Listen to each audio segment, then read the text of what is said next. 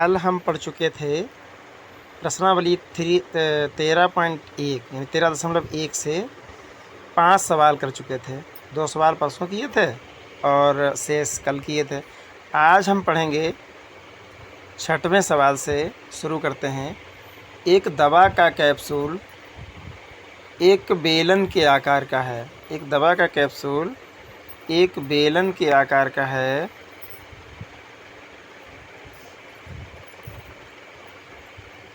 चलिए, एक बेलन के आकार का है और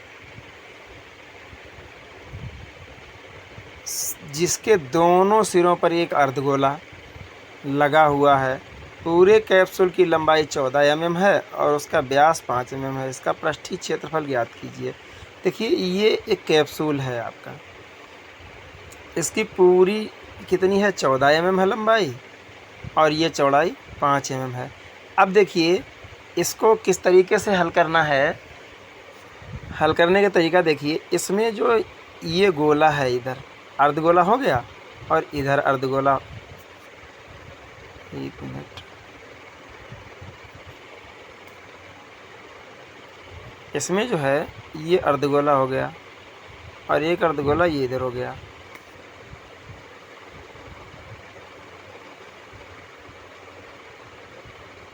ये इसमें बताया गया है। देखिए नीचे ये 14 सेंटीमीटर पूरी है और ये वाली ऊंचाई इसकी 5 सेंटीमीटर है।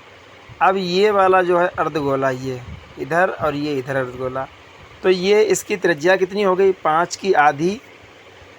इस तरीके से मान लीजिए, इस तरीके से ये कैप्सूल बना हुआ है और किनारे पे ये अर्धगोला है दोनों। अब इसकी ये पूरी 5 सेंटीमीटर है तो यहाँ से आधी त्रिज्या हो जाएगी, तो ये 2.5 सेंटीमीटर त्रिज्या हो गई। इधर भी 2.5 सेंटीमीटर त्रिज्या हो गई। अब हम इसको क्या करते हैं, पूछ रहा है कि पृष्ठीय क्षेत्रफल क्या होगा पूरे कैप्सूल का। तो यहाँ एक भाग तो ये बेलनाकार एक बेलन हो गया, बीच में जो ये एरो के निशान दिख रहे हैं इनके बीच वाला भाग बेलन हो गया। और लेकिन रहा कितना? 2.5 इधर और 2.5 इधर, 5 कम हो गया तो 14 में से 5 गया, 9 ये दूरी हो गई। तो बेलन की ऊंचाई h बराबर कितनी हो गई? h बराबर 9 mm। और r बराबर कितनी हो गई? r बराबर इसकी जो इसमें जो अर्धगोला लगा हुआ है इसकी r हो गई 2.5 mm। ठीक है, अब 2.5 mm ये हो गई है। अब हमें क्या करना है, कैप्सूल की जो लंबाई h, कैप्सूल की जो लंबाई h है, ये वाली लंबाई, ये ऊंचाई या लंबाई से कहेंगे, ये h है। तो सॉरी, एक मिनट, सारी देखिए,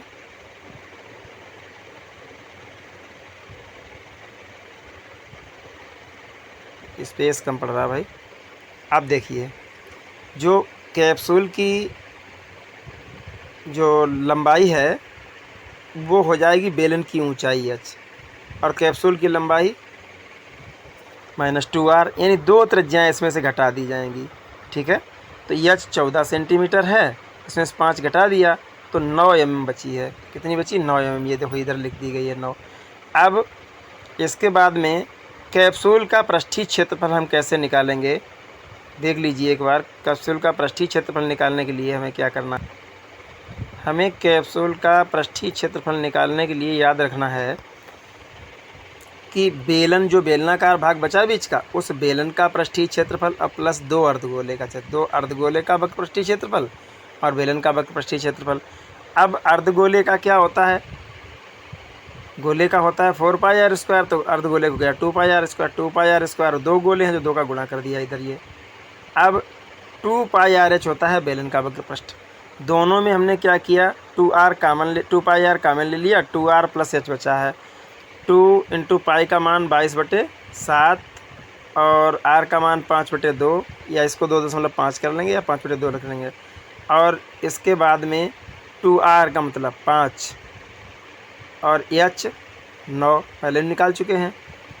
अब इसमें ये वाले 2 से ये वाले 2 कट गए, हमारे पास क्या बचा? 22 और 5 बचे ऊपर। ठीक है, तो चलिए इसमें काटे नहीं हैं, सवाल में कटे नहीं है तो दूसरे तरीके से काट देते हैं। 2 गुणे 22/7 नीचे लिख लिया, 5/2 लिख लिया, 9 और 5 कितने हो गए? 14 हो गए। अब काट दीजिए, 7 दूनी 14 और इस 2 से ये 2 चले गए। हमारे पास ऊपर क्या बचा? 22 पंचे 2 गुणे 22 गुणे 5, 2 गुणे 22 गुणे 5, 22 पंचे 110 और 110 दूना 220। ये कैप्सूल का पृष्ठीय क्षेत्रफल हो गया। नेक्स्ट क्वेश्चन की तरफ रुख करते हैं। कह रहा है कि कोई तंबू एक बेलन के आकार का है। कोई तंबू किसके आकार का है? एक बेलन के आकार का है, जिस पर एक शंकु अध्यारोपित है। बेलनाकार भाग की ऊंचाई क्रमशः 2.1 मीटर और 4 मीटर है तथा शंकु की तिर्यक ऊंचाई 2.8 मीटर। इस तंबू को बनाने में प्रयुक्त कैनवास का क्षेत्रफल ज्ञात कीजिए।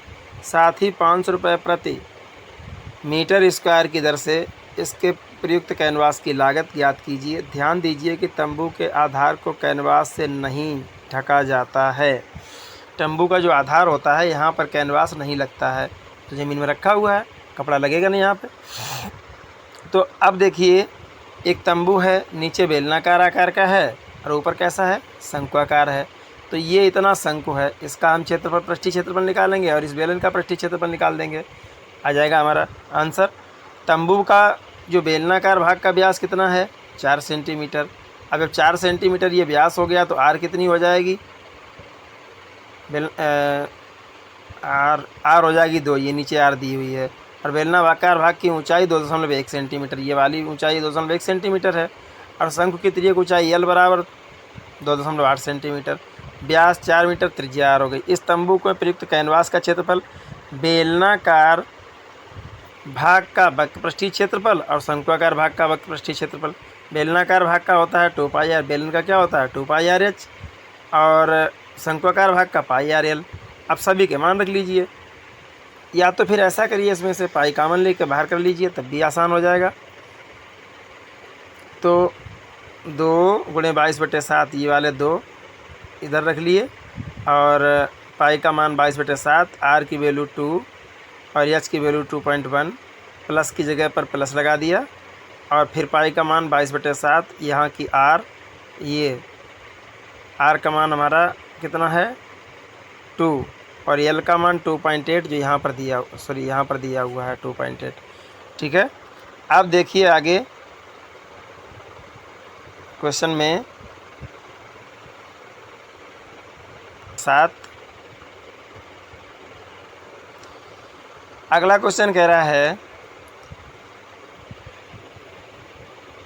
कि ऊंचाई 8 cm और व्यास 1.4 cm वाले एक ठोस में से ऊंचाई और इसी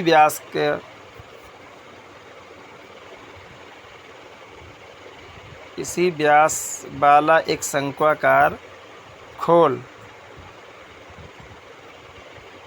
काट लिया जाता है। शेष बचे ठोस को निकटतम वर्ग सेंटीमीटर तक पृष्ठीय क्षेत्रफल ज्ञात कीजिए।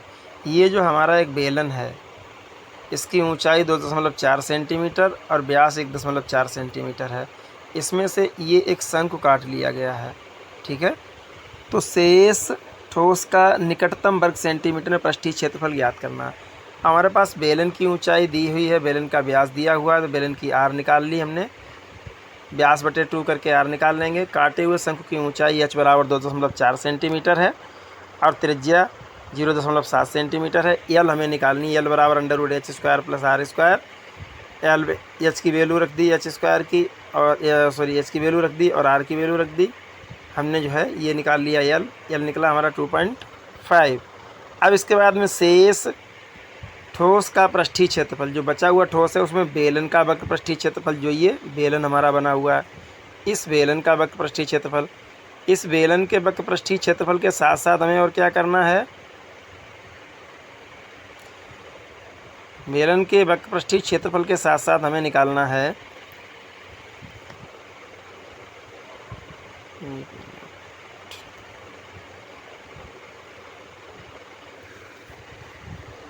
इसमें बेलन का वक्र पृष्ठीय क्षेत्रफल, शंकु का वक्र पृष्ठीय क्षेत्रफल और बेलन की पेंदी का क्षेत्रफल, ठीक है, ये इतनी चीज़ें निकालनी हैं। तो सारी चीज़ों के हमने ये देखे फार्मूला रख लिए। बेलन का होता है 2πr/h और शंकु का πr/l और बेलन की पेंदी कैसी होगी, गोलाकार। ये तो बेलन होता है, नीचे पेंदी गोलाकार हो जाएगी। तो हम क्या करेंगे, πr² हो गया वृत्त का। अब हम क्या करेंगे, 2πr हमने कॉमन ले लिया, 2h + l + r हमारे पास रह गया 22/7 इंटू r की वैल्यू रख दी। बाकी 2h की वैल्यू h की वैल्यू और l की वैल्यू और r की वैल्यू रख दी। अब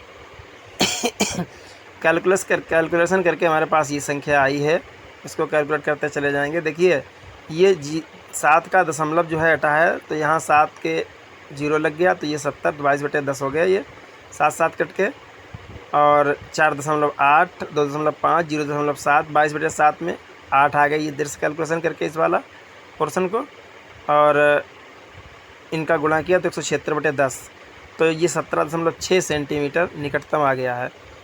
ये रहा हमारा क्वेश्चन नंबर 8। क्वेश्चन नंबर 9 देखते हैं। क्वेश्चन नंबर 9 में बता रहा है कि एक लकड़ी कैसी है, ठोस बेलन के प्रत्येक सिरे पर एक अर्धगोला। लकड़ी के एक ठोस बेलन के प्रत्येक सिरे पर एक अर्धगोला खोदकर निकालते हुए एक वस्तु बनाई गई है, जैसा कि आकृति में दर्शाया गया। यदि बेलन की ऊंचाई 10 सेंटीमीटर है और आधार की त्रिज्या 3.5 सेंटीमीटर, तो इस वस्तु की संपूर्ण पृष्ठीय क्षेत्रफल याद कीजिए। अब देखिए बेलन है, इस बेलन से इधर अर्धगोला काट के निकाल लिया, इधर अर्धगोला काट के निकाल लिया गया। अब इसका हम कैसे पता करेंगे पृष्ठीय क्षेत्रफल? पहले तो हम बेलन का पृष्ठीय क्षेत्रफल निकाल लेंगे। बेलन का पृष्ठीय क्षेत्रफल निकालने के बाद जो ऊपरी अर्धगोला है इसका पृष्ठीय क्षेत्रफल और निचले अर्धगोला इसका पृष्ठीय क्षेत्रफल, तो हम कैसे निकालेंगे? बेलन का वक्रपृष्ठ प्लस 2 गुणे अर्धगोले का वक्रपृष्ठ, ये 2 हैं ऊपर नीचे सेम है, तो 2 गुणा करके निकाल लेंगे। एक ये। अब यहाँ पर हमने क्या किया, बेलन की ऊंचाई 10 सेंटीमीटर दी हुई है, आधार की त्रिज्या 3.5 सेंटीमीटर है और वस्तु का संपूर्ण पृष्ठीय क्षेत्रफल जो ये पूरा वस्तु है इसका, बेलन का वक्रपृष्ठीय क्षेत्रफल, ऊपरी अर्धगोले का वक्रपृष्ठीय क्षेत्रफल, निचले अर्धगोले का। इसको इस तरीके से लिख लीजिए चाहो तो कि ऊपरी निचली ना लिख करके बेलन का वक्रपृष्ठीय क्षेत्रफल प्लस ऊपरी काट दीजिए यहाँ पर अर्ध 2 गुणे अर्धगोले का वक्रपृष्ठीय, तो ये इधर वाला नहीं लिखना पड़ेगा। इसके बाद में हमने ये मान रख दिया 2πr/h, πr² और 2πr² 2 बार, तो इसको हम 2 × 2πr² लिख सकते हैं। कॉमन ले लिया, 2πr बचा h, हमारे पास क्या बचा, हमारे पास बचा h + r + r, यानी h + 2r। अब इनका मान रख दीजिए 2 × 22/7 और ये r की वैल्यू 3.5 और उसके बाद हम 10 + 2 × 3.5। ये क्या किया, कैलकुलेशन करके हमारा ये आया, ठीक है पोर्शन। इसको हमने क्या किया,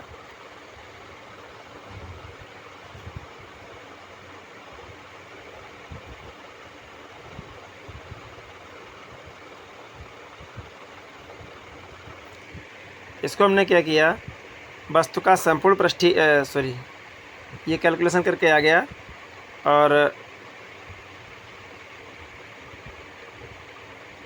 7 और 10 17 का 2 में गुणा किया 34 आ गया। 110 × 34/10, 10 0 चली गई।